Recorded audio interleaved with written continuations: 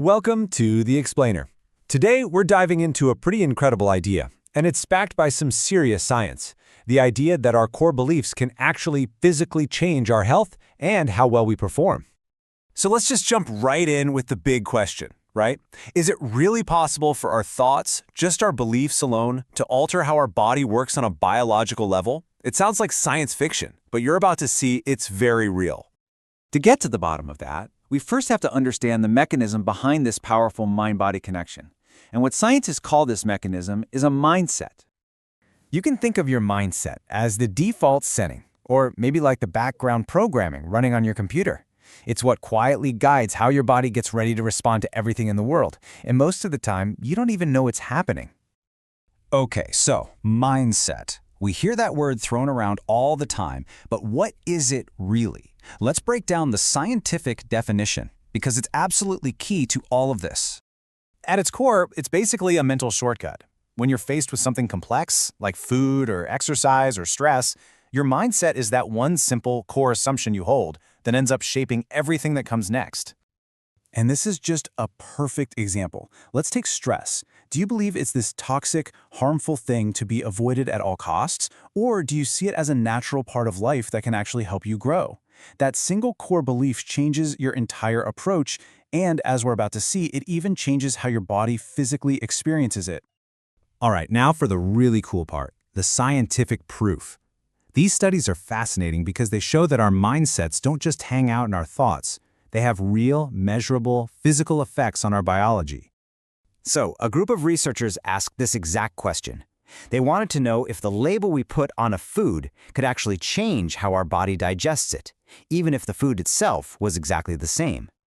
So picture this. They had people come into a lab on 2 different days. One time, they gave them a milkshake labeled indulgence. Super high-calorie, decadent. The other time, they gave them one called a senses shake, low-cal, low-fat, the sensible choice. The labels were the only thing that was different. But, and here's the big reveal, it was the exact same 300-calorie shake both times. The nutritional content never changed. So what on earth happened inside their bodies? Well, the results were just wild. The researchers were measuring ghrelin. That's the hunger hormone that basically signals to your brain when you're full. And for the people who believed they were drinking the indulgent shake, their ghrelin levels dropped 3 times more steeply. Their mindset literally sent a physical signal to their body that they were more full and satisfied. Incredible.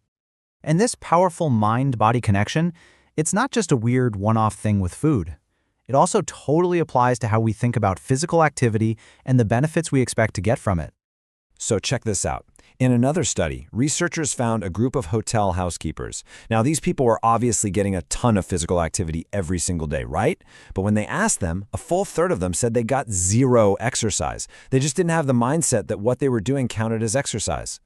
So here's the key part of the experiment. The researchers took half of those housekeepers and simply told them that their daily work was actually fantastic exercise and that it met all the doctor-recommended guidelines for a healthy lifestyle.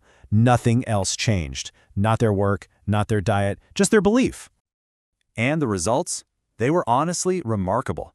After only 4 weeks, the group that was told their work was good exercise saw their blood pressure drop significantly. They also lost weight and body fat, all because of a simple shift in mindset. Think about that. So, this all brings us to one of the biggest challenges we all face, stress. Can we use this same principle to totally change our relationship with it? We're constantly bombarded with this message that stress is toxic, it's terrible, avoid it at all costs. But the scientific reality, it's much more complex than that. It's not just good or bad, it's a paradox, and our mindset is what can tip the scales.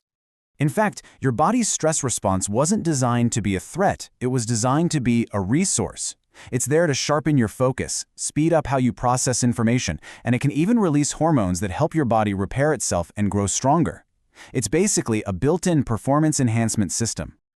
And there's evidence to back this up. In one study with employees during a really high-stress time, the ones who were shown short videos about the enhancing effects of stress actually reported better health, fewer backaches, less insomnia, and they were more productive than the group that didn't see the videos. Okay, so this brings us to the most important question of all. How can you consciously shift your own mindset to use your stress instead of just trying to get rid of it?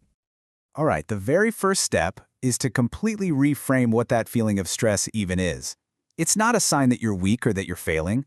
Stress is a direct biological signal that you are engaged with something that is deeply meaningful to you. You don't stress about things you don't care about. So instead of trying to fight stress, we're going to work with it. And it's a simple 3-step process. First, just acknowledge it. See the stress and name it. Second, welcome it. Remind yourself it's there because you care. And third, utilize it.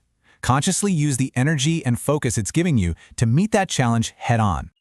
Look, the science on this is clear. Our mindsets about food, about exercise, about stress, they aren't just thoughts. They are biological instructions that physically shape our reality. So, the only question left is the one for you. Knowing this, what core belief will you choose to change first?